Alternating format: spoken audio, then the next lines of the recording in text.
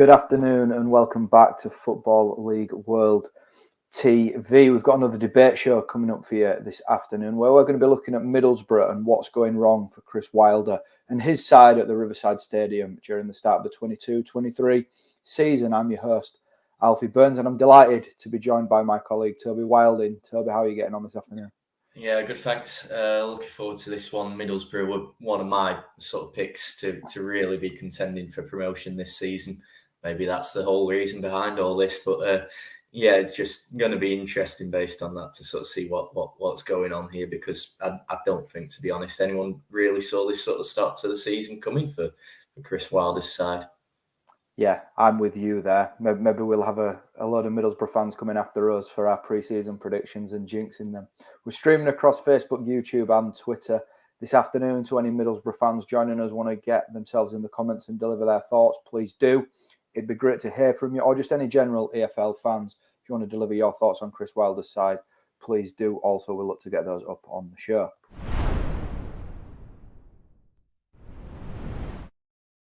We'll start by looking or talking about the league table. Then Middlesbrough sitting 22nd at this moment in time in the relegation zone. 2 wins, 4 draws and 4 defeats leaves them with 10 points from their opening 10 games of the season. They've scored 13 goals and they've conceded 15 so far. Toby, you've kind of answered probably this next question in the opening segment of the show, but what's your reaction to this start from Middlesbrough? It's a little bit of a surprise, isn't it?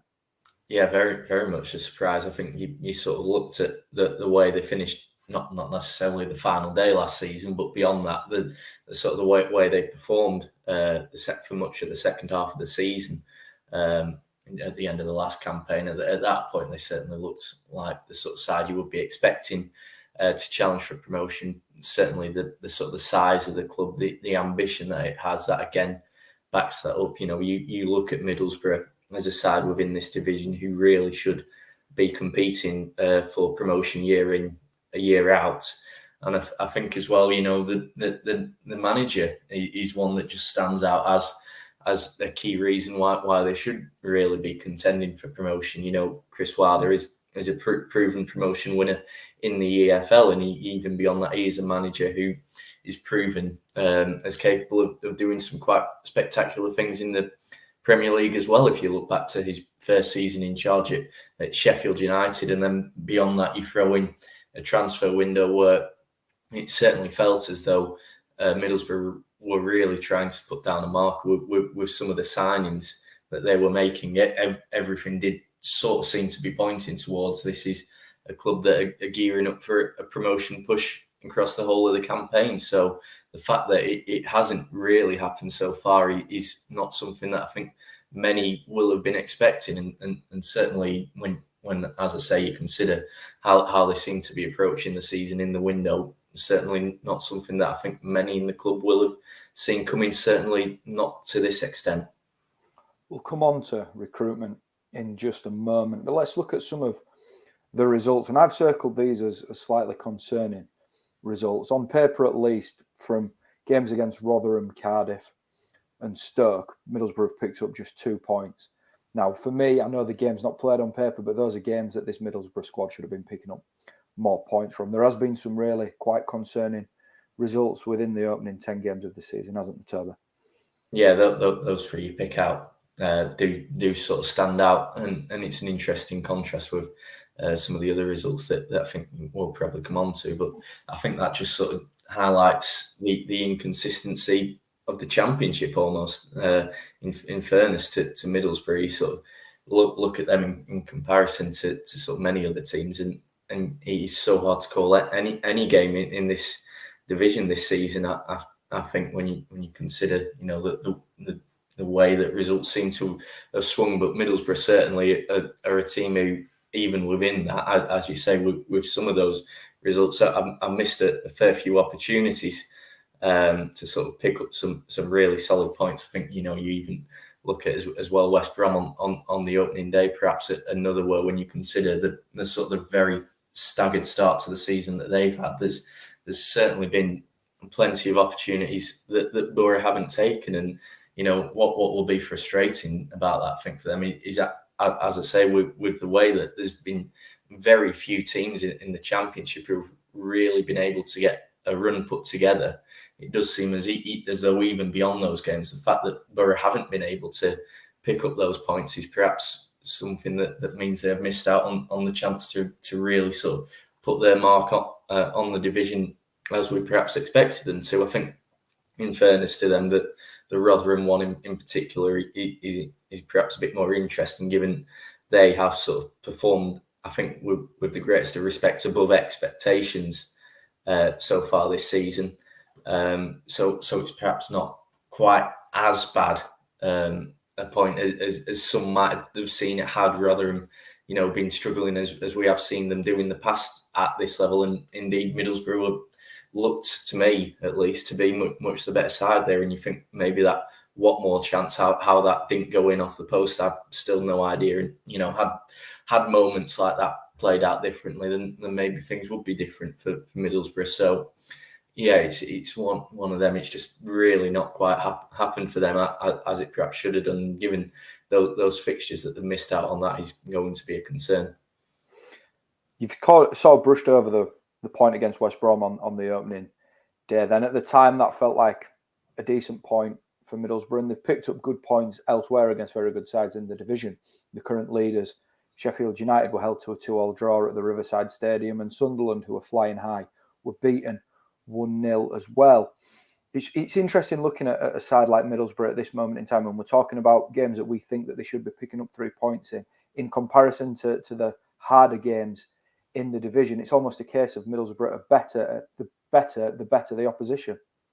Yeah, it does look like that, doesn't it? I think as well, I think it's worth remembering some of the fine margins, I think, that have gone against them, in fairness. I mean, I've been sort of looking through the results today. They haven't either won or lost a game by more than a single goal, which sort of shows how tight things are in this division. And again, another one that stands out is the defeat at Watford. Obviously a loss, but that was very much a sort of last minute winner from Vacuum Bio for Watford. So again, it does seem to be that they are sort of producing their stronger performances against those sides. But as I say, I think fine margins have been sort of massive for Middlesbrough this season. Not just that Watford game, but a last-minute equaliser for Stoke as well. And you think if those don't go in, that's 3 more points to Middlesbrough's tally. And all of a sudden, not only are they in the top half of the table, but they're within 2 points of the playoffs. So perhaps that is just it. We are seeing an inconsistent division, and Middlesbrough's inconsistencies have come to the fore in games that on paper that they should be winning, which obviously does give them sort of some cause for optimism, but at the same time, probably a fair amount of frustration that had they been taking those opportunities, they could have been one of the sides that could really be sort of setting the pace in the Championship at the minute, potentially.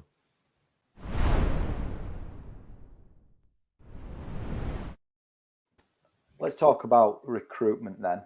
Marcus Tavernier and Jed Spence were the 2 high-profile departures, bringing in a fair amount of money at the Riverside Stadium. But on the back of that, Matt Clark, Alex Mowat, Rodrigo Muniz, Ryan Giles, Darrell Lenihan, just some of the names and real high-profile names, it's got to be said, in the Championship that were added to Chris Wilder's squad.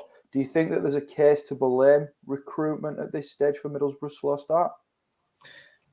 It's an interesting one. I do think that certainly recruitment is going to play a part. Potentially, there is still an element of all those new signings sort of still needing a bit of time to bed in, as can be the case at certain clubs. And I certainly think you look at those 2 you mentioned there who've come in at centre back, Matt Clark and Darrell Lenihan, 2 outstanding central defenders at this level. But even so, the consistency hasn't been there. There's been suspensions and injuries that have come into play, and I do wonder whether that's something that has sort of played a part here, because obviously not having that consistency in the back, they've quite often had to change that back line, and that for me is something that could have potentially played a part. But I do think as well, at the other end of the pitch, perhaps you sort of look at it, and Middlesbrough throughout the summer, it was a massive talking point for them,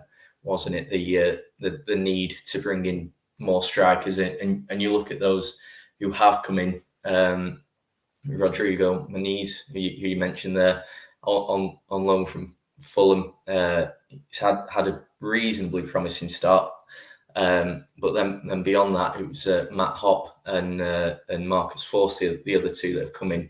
And certainly when you sort of listen to Wilder's comments and you look at the way that those two have been used, it sort of almost seems as though they were players that were brought in more as depth for this season with the future in mind. And then it feels a bit like maybe they didn't actually get that one that they needed for here and now, when you consider the fact that Muniz is only on loan. But you sort of look at the role he played for Fulham in the Championship this season. It was probably understandably, given the form of Alexander Mitrovic, bit part, but that also means that he's perhaps not quite the established player at this level that Borough needed to lead the line. And I think the fact that we're still seeing so much of Duncan Watmore and before his injury, Chuba Akpom, sort of still playing that role for Middlesbrough, perhaps underlines the fact that they did finish the window without their business fully completed, given there were sort of suggestions that those two in particular would be surplus to requirements for Borough had they sort of got in all the sort of centre forward numbers that they were seemingly hoping for. So I do think that in that area in particular, it does feel as though Borough sort of perhaps not quite got the job done as they needed to before the market closed. And that is something that, when you consider the fact that the games they have lost have been so tight, it could potentially have cost them had they had that extra striker there who could potentially have finished off those chances and got the goals that turned those games in their favour. So you've sort of touched on that maybe Middlesbrough are short on a striker at this moment in time. Do you think there's anywhere else in that squad that looks particularly weak at this moment in time? I would possibly say, like I say, I think attack is maybe the standout sort of issue there. Maybe wing back is a possible area. Isaiah Jones, outstanding last season. It sort of feels like he's not quite been able to get the that same sort of level of performance on quite as consistent a basis this time around. And then you sort of look at maybe some of those options behind him, the likes of Tommy Smith. He probably isn't going to quite bring that sort of drive from an attacking perspective. So I do maybe wonder a little bit about that sort of wider defensive area as one that perhaps could have, maybe needed a couple more options in there, or maybe a few different ones to maybe suit that style a bit more. But yeah, I obviously, as I've just touched on there, I think the big standout for me is probably the lack of an established and experienced centre forward at this level. Wilder's said in the local press that there could be a change in strategy when it comes to recruitment moving out of this summer. Do you sense a little bit of a feeling with Wilder that he's been let down a touch? Obviously, there's been some good players, quite a lot of players brought in, but just what are your thoughts on his comments there? Yeah, I do sort of see what you mean there about the suggestion of being let down. As I say, we've sort of, perhaps there's still been the odd gap in the squad. And I think as well, when you sort of look at the signings who were brought in, certainly a number of good players, a number of good promising players, and there was some money spent. But I think when you consider, as we mentioned before, the sort of funds that Middlesbrough received from the sales of Jed Spence and Marcus Tavernier, it sort of feels like there is still quite a bit that was probably left in the budget from those two departures that didn't really go back into incomings over the course of the summer. And so, had that been the case, maybe we probably would have seen a stronger Borough squad than what we're looking at now, and one that might be performing better. And so in that sense, the fact that Wilder maybe feels he hasn't been given the full allocation of funds he might have got in the wake of those exits, means that he does feels like he's perhaps not been given full backing, maybe from Middlesbrough.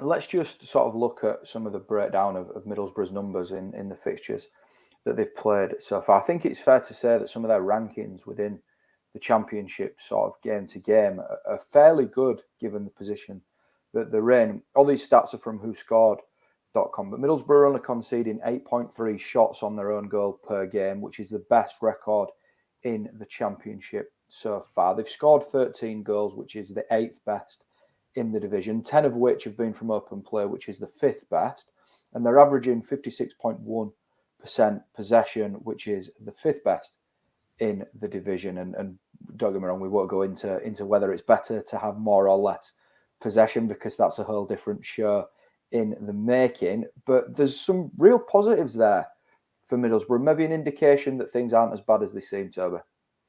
Yeah, definitely. As I sort of said before, these results that are going against them, it's by that sort of one single goal either way, and that just seems to almost back that up to some extent, in that Middlesbrough have not been dominated really at any point throughout the course of the season.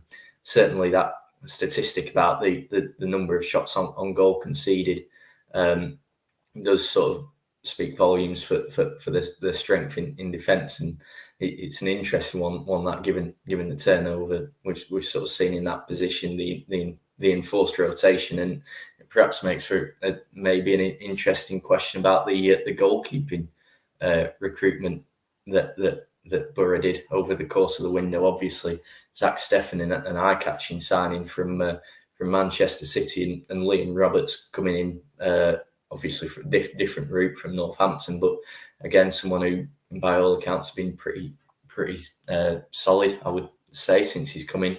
So it's sort of interesting that in spite of that, and in spite of the sort of the relative lack of shots conceded per game, that they have sort of shipped more goals than the vast majority of teams in the Championship. So there is definitely questions there to be asked, and it does sort of suggest that if they can sort of keep sort of shut up shop a bit almost from a defensive point of view, and certainly keep those shots to a minimum, then they are showing signs that they can get results out of games, because I think when you're dominating the ball like that, you should be having the chances really to get more out of results than they are doing. And as I say, I just think that the fine margins do suggest to me again that there is scope there for things to turn around quickly, and the stats that do seem to back that up by suggesting that the chances surely should be coming sooner rather than later.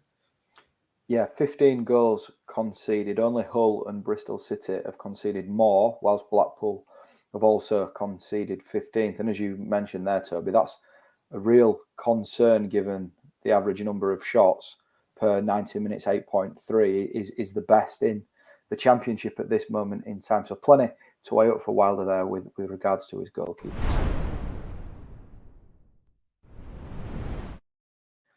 Let's touch on the main man then, Chris Wilder. There's no doubt around Wilder's ability to manage in the Championship. He's a superb boss, and we've seen him win promotion with Sheffield United from this level before. And I've seen plenty of Middlesbrough fans on social media actually not going after Wilder despite this slow start to the season. They're insistent that he's the right man for the job, and that the club is in a better place with him in charge, and looking towards a brighter future with him in the dugout. Middlesbrough as a club, for my money, from my experience of watching Middlesbrough, they're a club that'll give the manager time.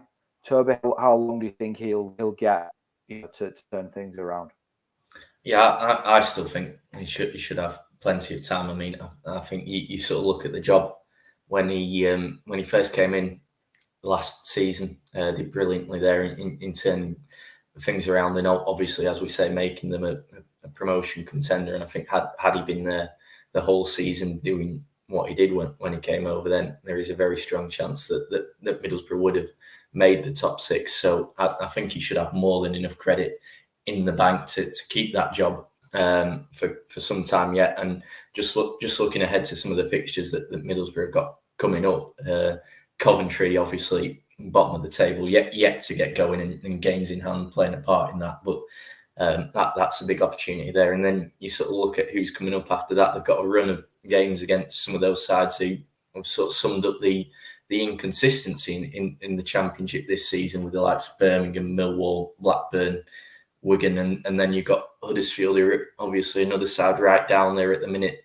Preston, that'll be an interesting one given their goal record at the minute, and then Hull, and again another team who were sort of really dropped off a cliff recently. So there's a lot of opportunity now, I think, looking at those fixtures for Middlesbrough to really sort of try and turn things around without having to face the challenge of one of the few sides that are really sort of starting to make a run in it and look like a major sort of consistent threat in the Championship this season. So that could potentially be quite a big run of games that he's coming up for Wilder. But also, as you say there, it looks like he still has the backing of the fans.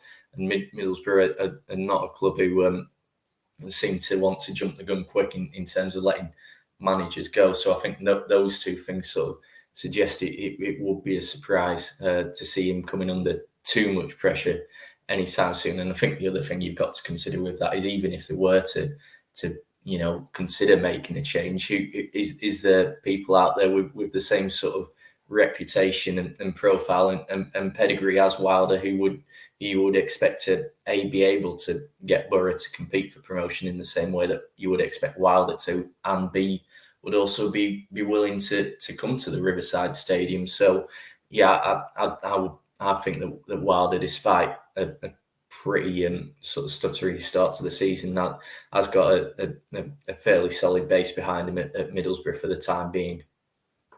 Yeah, I mean, there's no doubt in my mind that Wilder is the right man for the job. I think if you offered Wilder to the majority of clubs in the Championship, they'd snap your hand off for him to be in charge. I take it that you sort of echo those thoughts. Yeah, absolutely, I do.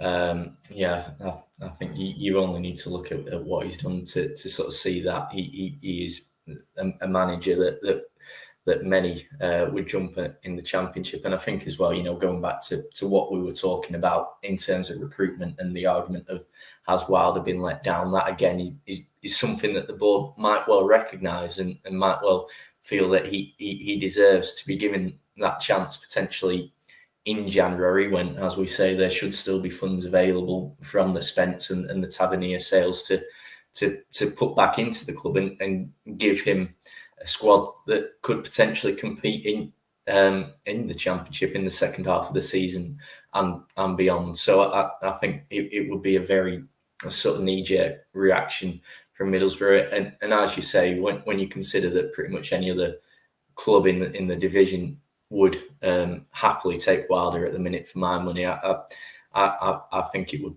just raise a lot of questions about Middlesbrough and sort of the decision makers at the club if they were to do anything off the back of this run or the next few results.